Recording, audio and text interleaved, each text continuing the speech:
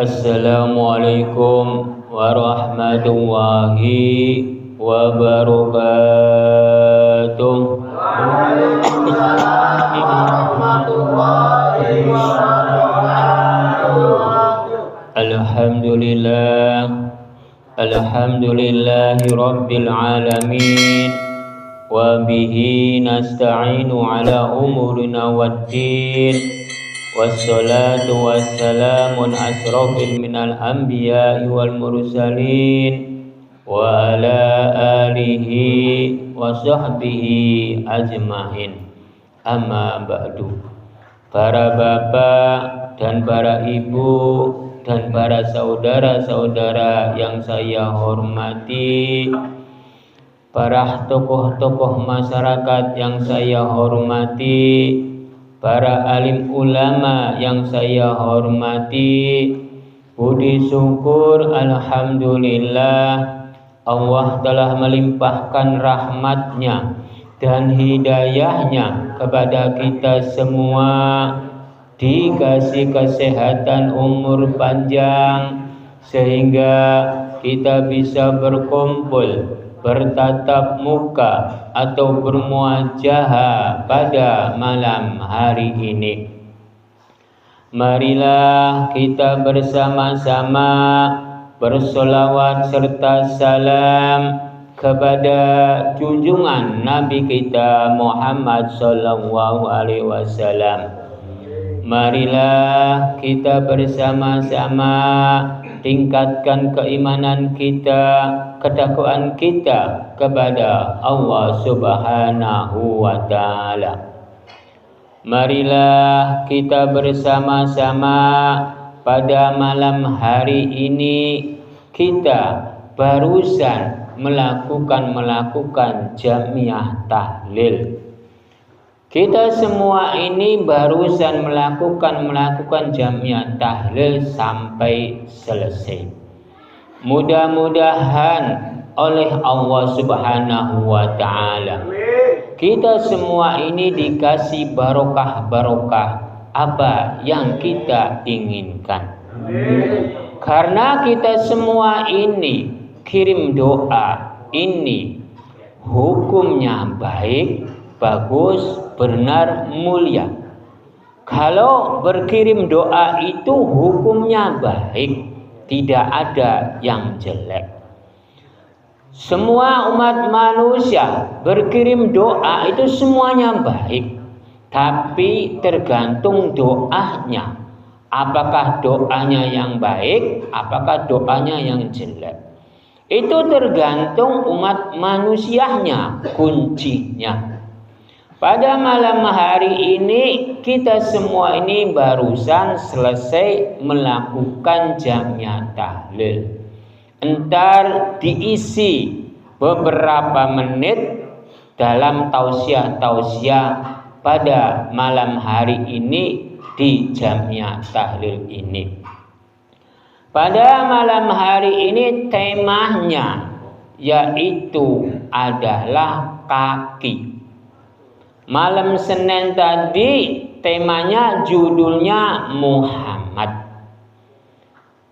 Pada malam hari ini temanya judulnya yaitu adalah kaki. Kaki ini ada di dua kitab, yaitu kitab Nurjati dan kitab Sejati. Kalau Muhammad itu ada di dalam kitab Pancarweb Sejati Nuhurib, kitab Insan Hamil, kitab Nurjati, kitab Sejati. Pada malam hari ini cuman dua kitab yang kita bahas ini.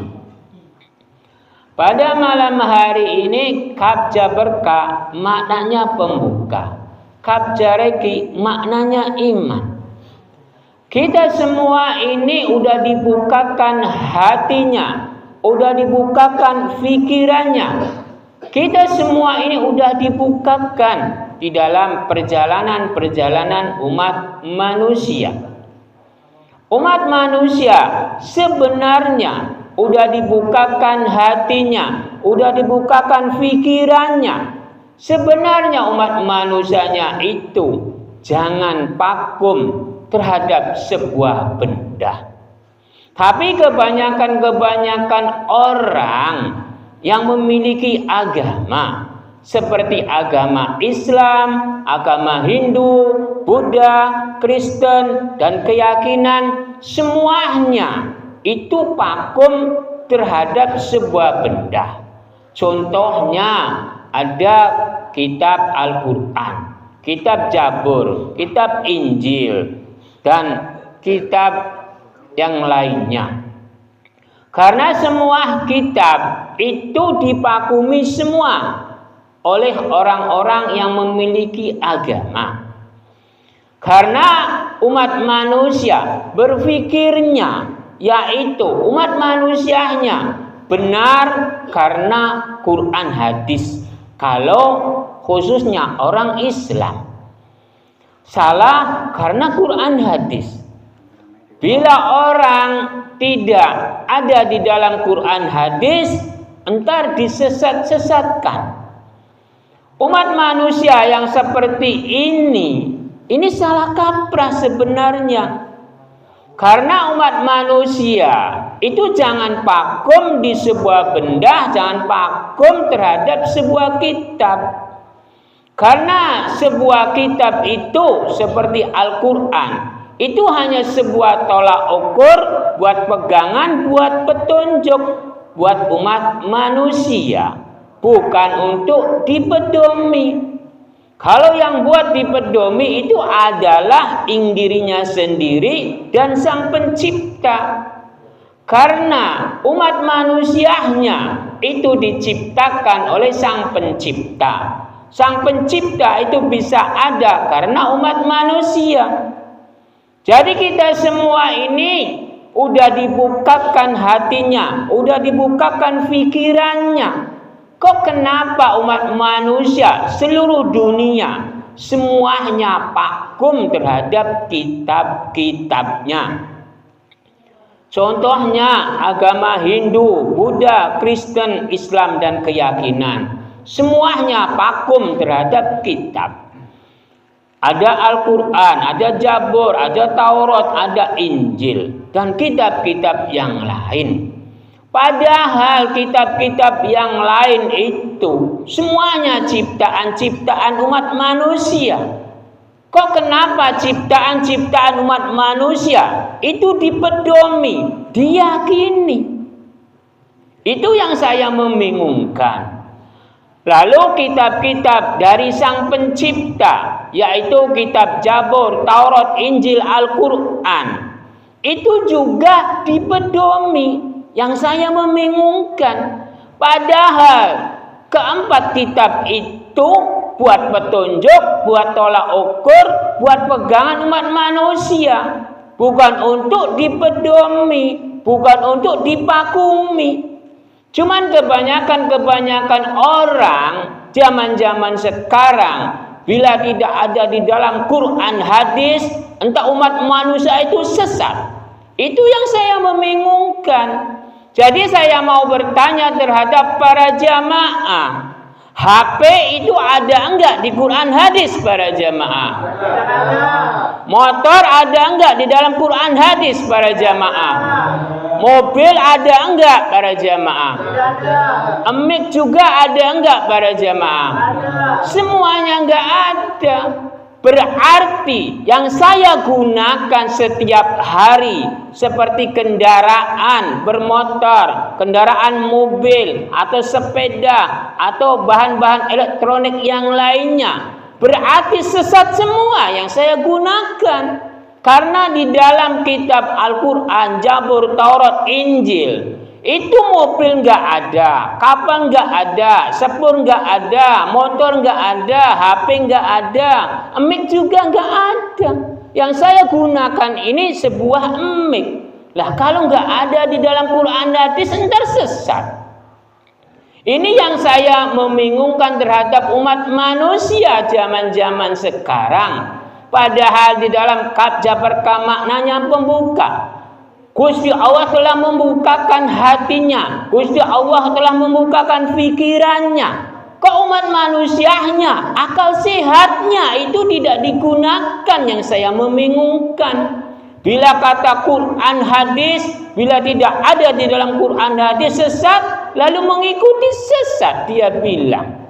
Itu yang saya membingungkan. Bila ada di dalam Quran hadis, dia bilang benar. Bila yang tidak ada, entar sesat. Itu yang saya membingungkan zaman-zaman sekarang. Umat manusianya itu zaman-zaman sekarang, golongan ulama-ulama yang besar seperti para alim ulama, kiai, ustadz, gus-gus atau buya-buya atau habaib atau para sahabat atau para nabi, bila tidak ada di dalam Qur'annya, entar dibilang sesat. Padahal Al-Quran itu sebuah petunjuk tolak ukur pegangan umat manusia. Bukan untuk dipedomi Al-Quran itu. Yang wajib dipedomi itu adalah ing dirinya sendiri dan Sang Pencipta. Karena segala sesuatu kebenaran-kebenaran itu adanya ing dirinya. Kesalahan-kesalahan itu adanya ing dirinya. Bukan karena Quran hadisnya. Karena segala sesuatu umat manusia, semuanya itu ada yang dirinya, bukan karena bendahnya. Bendahnya itu sebuah kitab, kitabnya namanya Al-Quran. Umat manusia, khususnya orang Islam, yang diunggul-unggulkan itu sebuah kitab namanya Al-Quran. Orang Kristen, Injil. Hindu, Buddha, Jabur, dan Taurat. Itu yang saya membingungkan semuanya. Padahal sebuah kitab itu hanya sebuah petunjuk tolak ukur pegangan umat manusia. Bukan pedoman umat manusia. Pedoman umat manusia itu adalah Sang Pencipta, adalah Gusti Allah. Tidak ada yang lain. Lalu ing dirinya. Karena segala sesuatu umat manusia di dalam dunia ini, kuncinya umat manusia ada ing dirinya. Kuncinya umat manusia ada di diri Sang Pencipta. Karena Sang Pencipta umat manusia itu semuanya itu telah menyatu di dalam diri kita, Sang Pencipta itu. Cuman menyatunya itu bukan wujudnya. Sang Pencipta itu menyatu dengan diri kita, ini bukan wujudnya. Tapi di dalam alif jari'i ing badane Gusti Allah tidak berbentuk, tidak berwujud, tapi nama, tidak berwarna, hanya nama. Nama ada ing rasa, rasa ada ing diri umat manusia. Jadi Sang Pencipta atau Gusti Allah menyatu dengan kita ini adalah rasanya, bukan wujudnya. Benar atau tidak para jamaah? Ya. Alhamdulillah kalau jawabannya benar. Sebabnya apa para jamaah? Jawabannya benar para jamaah. Kan bingung. Padahal mudah, padahal saya udah berkali-kali menerangkan tentang Sang Pencipta itu menyatu dengan diri kita. Karena umat manusianya itu semuanya di dalam dunia ini, semuanya umat manusianya itu menyatu dengan rasa. Karena umat manusianya itu kuncinya ada di diri Sang Pencipta. Sang Pencipta juga kuncinya ada di diri umat manusia. Karena umat manusianya bisa ada karena Sang Pencipta. Sang Penciptanya bisa ada karena umat manusia. Itu sebabnya apa para jamaah? Alhamdulillah. Sesepuh kita menjawab ada rasanya. Memang betul itu yang menyatu dengan kita ini adalah rasa. Rasa dari Sang Pencipta, rasa dari umat manusia. Kalau umat manusia tidak bersatu dengan rasa Sang Pencipta, tidak bersatu dengan rasa umat manusia, kalau umat manusianya hanya rasanya dari Sang Pencipta saja, entar wujudnya itu di mana? Kalau umat manusianya ada rasa dari Sang Penciptanya, entar wujudnya itu dari mana? Jadi semuanya itu saling membutuhkan. Rasa Sang Pencipta itu butuh, rasa umat manusia butuh. Karena bisa ada Sang Pencipta itu karena umat manusia. Bisa ada umat manusia karena Sang Pencipta. Itu saling membutuhkan. Jadi umat manusianya itu di dalam kaf jabar ka maknanya pembuka hati dan pembuka pikiran. Jadi umat manusianya itu harus berpikir, jangan pakum di sebuah benda, jangan pakum di sebuah agama. Karena agama itu tidak ada gunanya. Sebuah benda seperti Quran, hadis atau kitab-kitab yang lain itu tidak ada gunanya lagi. Kuncinya agama dan Quran, hadis atau kitab-kitab yang lain, kuncinya ada di diri umat manusianya. Apakah diperlukan, apakah tidak? Bila diperlukan berarti berguna. Bila tidak diperlukan berarti tidak berguna. Benar atau tidak para jamaah? Jadi segala sesuatu, semuanya yang bisa berguna itu tergantung umat manusianya. Bila agamanya itu dipakai berarti berguna. Bila Quran hadisnya dipakai berarti berguna. Tapi kebanyakan orang, kebanyakan yang tinggi-tinggi, agamanya kencang, Quran hadisnya kencang, kitab-kitab yang lainnya hafal semua, bisa semua. Tapi kebanyakannya itu yang tinggi-tinggi jabatannya seperti para alim ulama, kiai, ustadz atau gus-gus atau buya-buya atau habaib atau para imam atau pejabat-pejabat yang lain seperti presiden atau menteri atau yang lainnya. Itu kebanyakannya itu mengerti tentang yang baik atau yang buruknya. Tapi agamanya tidak dipakai.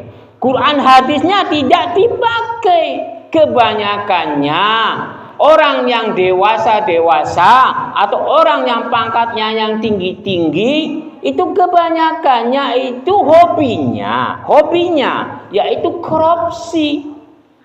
Jadi semua yang memiliki jabatan-jabatan yang tinggi itu kebanyakannya semuanya itu hobinya itu korupsi, hobinya. Agamanya pintar, dipegang, agama Islam kalau ditanya, agama Hindu, Buddha, Kristen. Ada yang keyakinan, tapi tentang perbuatannya itu lebih baik orang yang bodoh. Kalau orang yang bodoh itu berbuat jelek takut, tapi orang yang pintar kebanyakannya tidak takut.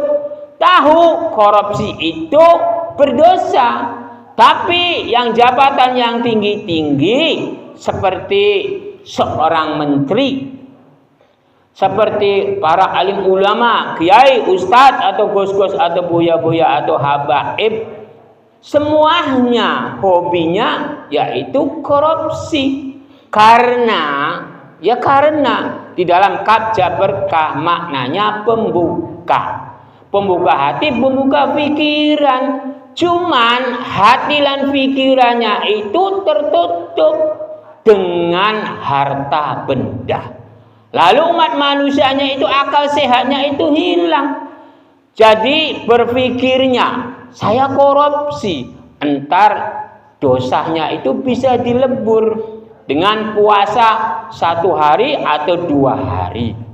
Contohnya di dalam bulan Rajab.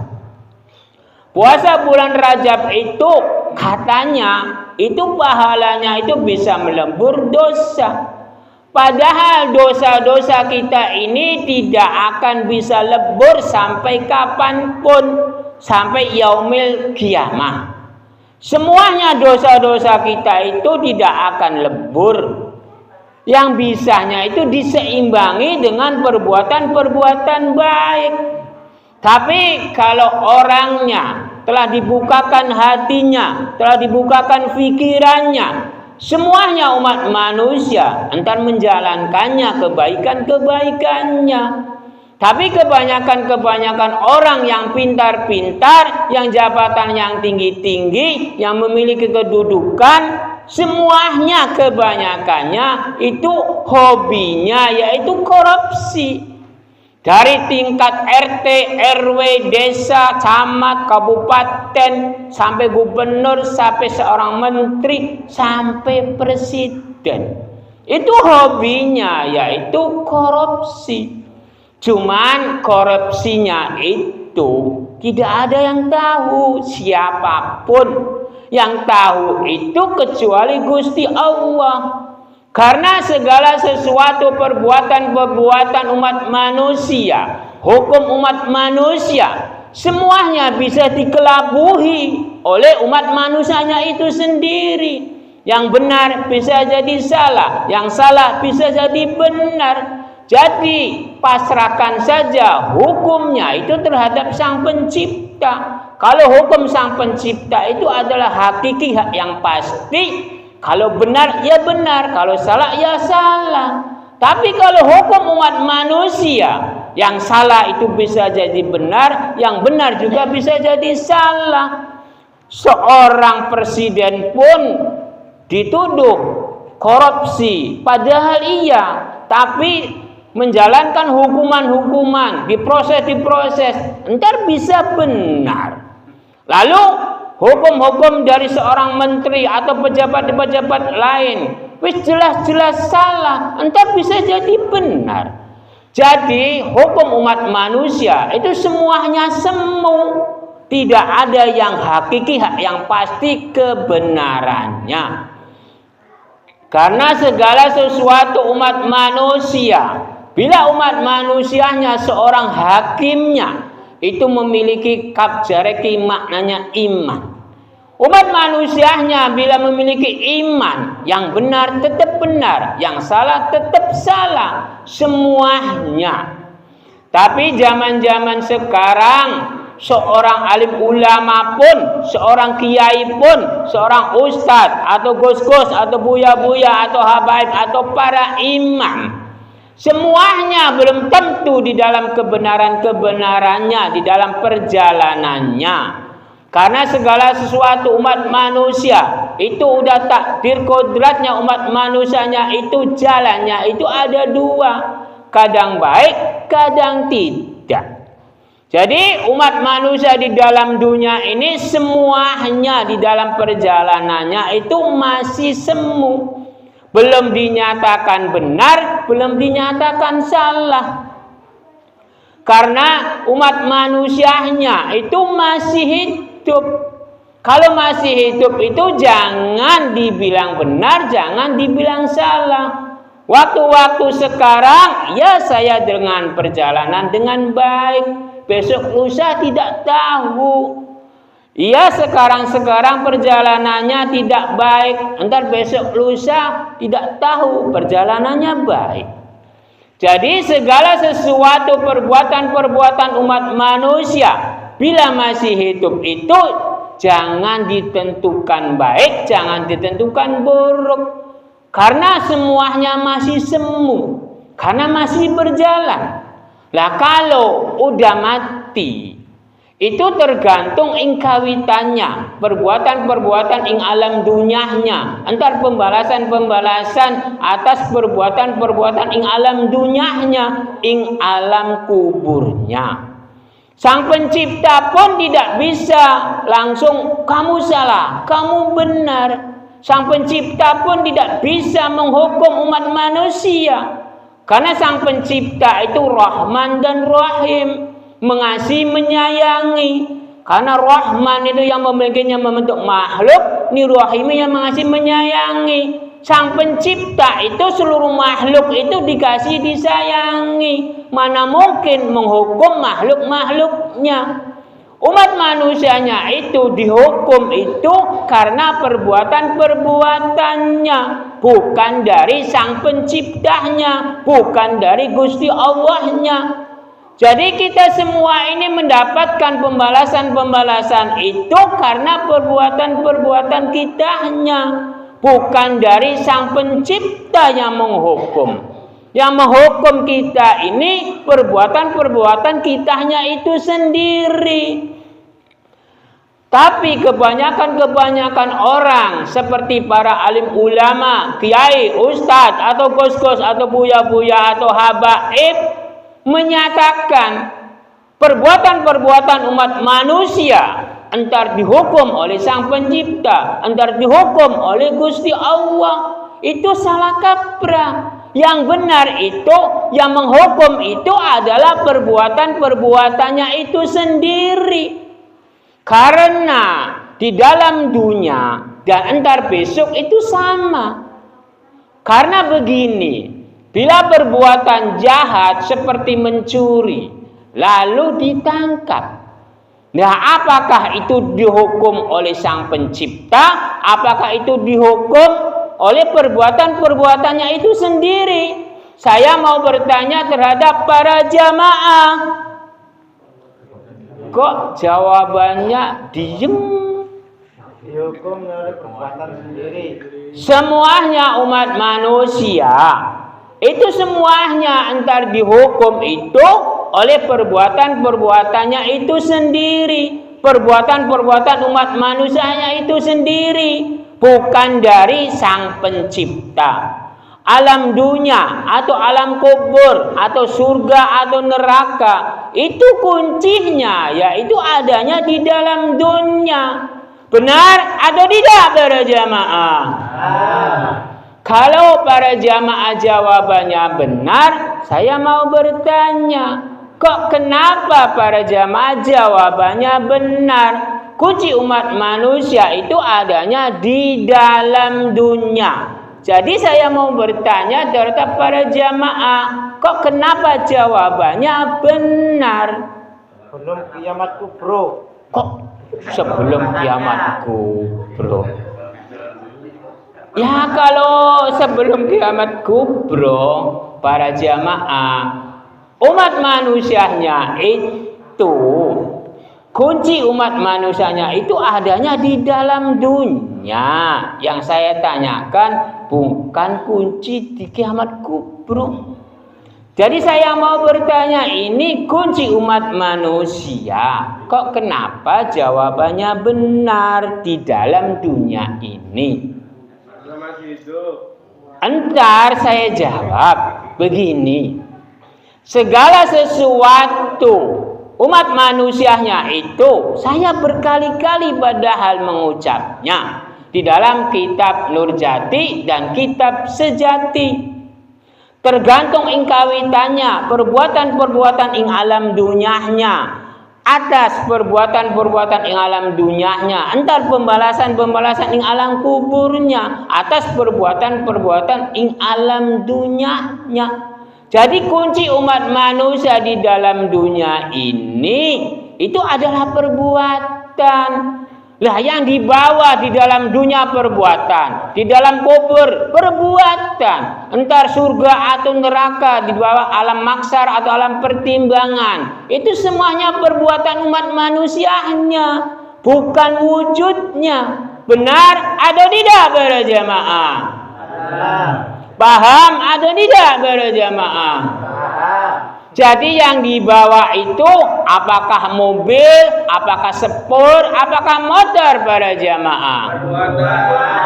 Apakah yang dibawa itu rumah megah, istri yang cantik, lalu sawah yang luas, apakah harta yang banyak para jamaah?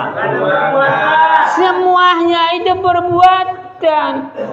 Istri yang cantik itu tidak ada gunanya istri yang cantik itu ntar diwariskan oleh orang lain. Benar atau tidak para jamaah? Harta juga ntar diwariskan. Tapi kalau perbuatan-perbuatan umat manusia itu tidak mungkin diwariskan. Benar atau tidak para jamaah? Tapi kebanyakan orang, khususnya orang Islam, khususnya perbuatan-perbuatan umat manusia di dalam dunia ini, khususnya orang Islam, entar ditolong oleh syafaat-syafaat Nabi. Itu yang saya membingungkan. Padahal perbuatan-perbuatannya itu untuk dirinya sendiri, bukan untuk orang lain. Karena yang dibawa di dalam dunia ini, lalu dibawa ke alam kubur, alam mahsyar, alam pertimbangan, atau surga neraka, itu adalah perbuatan-perbuatan dirinya itu sendiri, bukan perbuatan orang lain. Cuman kebanyakan orang, khususnya orang Islam, bila kaumnya, kanjeng Nabi Muhammad SAW, umatnya kanjeng Nabi Muhammad SAW, entar ditolong oleh syafaat-syafaat nabinya. Itu yang saya membingungkan. Tapi di dalam kitab Nurjati, di dalam kitab Sejati, yang dibawa itu adalah tingkah laku, perilaku, perbuatannya itu sendiri, bukan perbuatan orang lain. Benar atau tidak para jamaah? Karena kunci umat manusia di dalam dunia ini semuanya ada dirinya.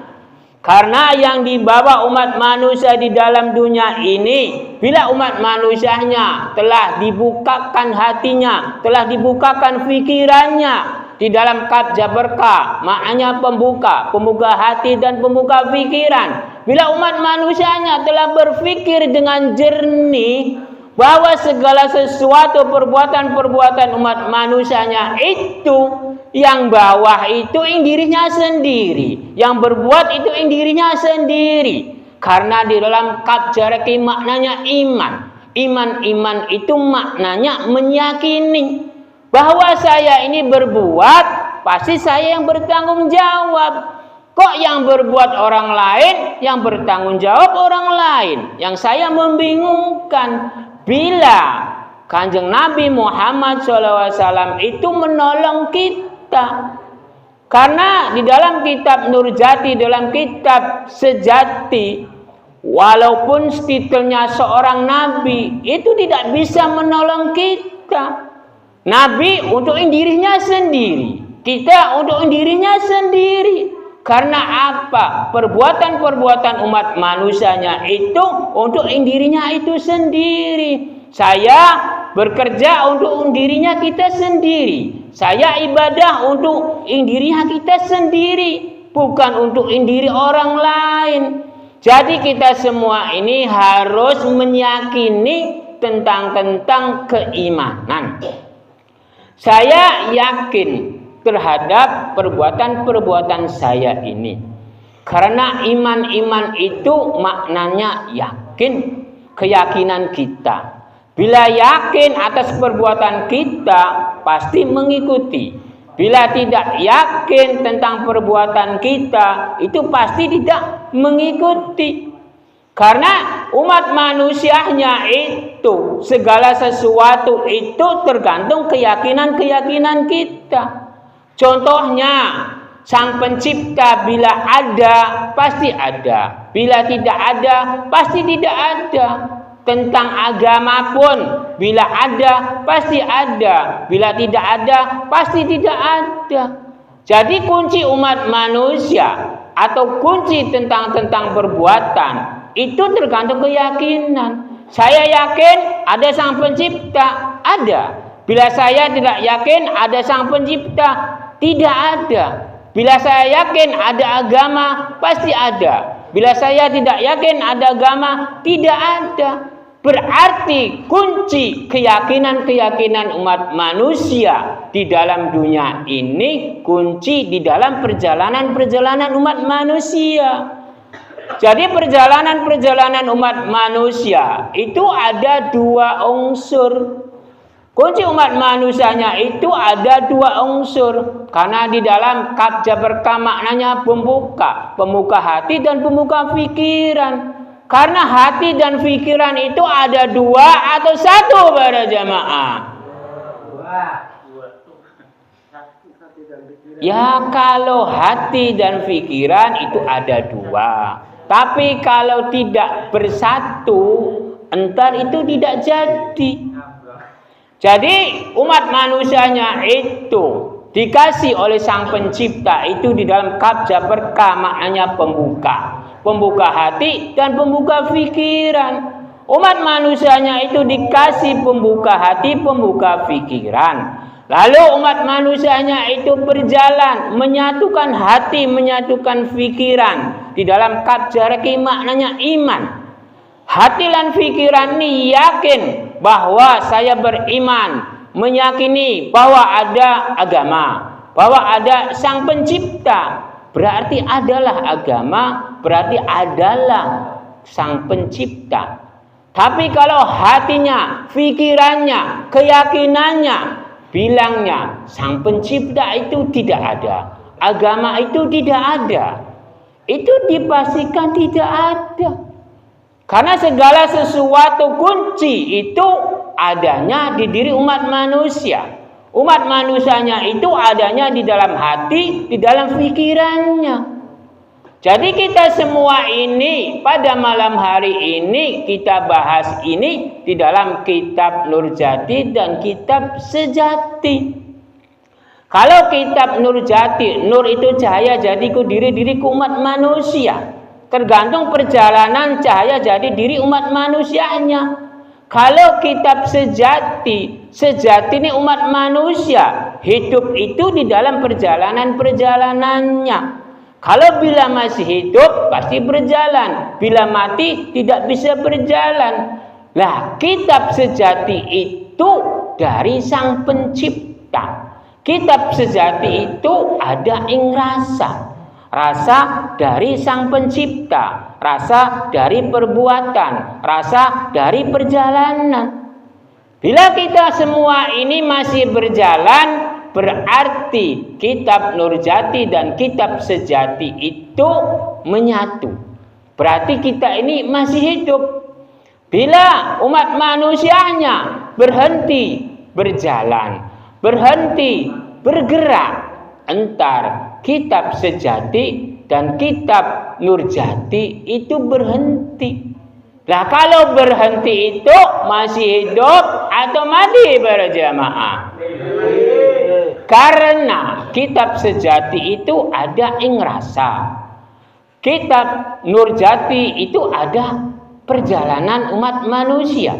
Umat manusianya berjalannya berhenti, rasanya berhenti. Entar umat manusianya itu mati. Kalau mati itu dipastikan berhenti. Tidak ada rasa, tidak ada gerakan, tidak ada perjalanan. Benar atau tidak para jamaah? Alhamdulillah jawabannya benar. Waktunya udah lama, saya berhenti di dalam kitab Nurjati, di dalam kitab Sejati. Bila ada perkataan-perkataan saya yang kurang pas dan kurang benar, saya mohon maaf yang sebesar-besarnya karena saya ini umat manusia. Ucapan saya ini kadang pas, kadang tidak. Namanya juga manusia. Bila saya bersalah, saya mohon maaf yang sebesar-besarnya. Bila saya berguna ucapan-ucapan saya ini, alhamdulillah. Jadi cukupkan saja tausiah-tausiah pada malam hari ini di dalam jamnya tahlil. Ilahi taufiq wal hidayah. Wassalamualaikum warahmatullahi wabarakatuh. Waalaikumsalam warahmatullahi